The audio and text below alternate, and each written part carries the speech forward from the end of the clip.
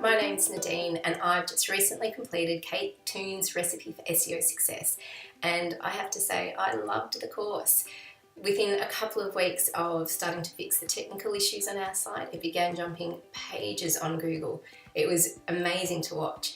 I'd been trying to learn SEO for probably about a year. I'd been thinking about doing Kate's course and I kept hesitating. And the thing that I found was that I could never figure out how it all fitted together, all the different things I was learning and what things to do first. And it was paralysing because I didn't know what to do. I ended up doing nothing at all. Kate's course was like the roadmap that showed me exactly how to get where I wanted to go. And she gives you everything in these small bite-sized chunks so that it's never overwhelming, it's easy to understand, and you get to learn at your own pace. I thought her coaching calls alone were fantastic. You get to ask very specific questions for your site and have her personally answer them. And when she gives you an answer, it completely illuminates an entire area so that you come away with such a thorough understanding of what you need to do to fix the issues that you're having.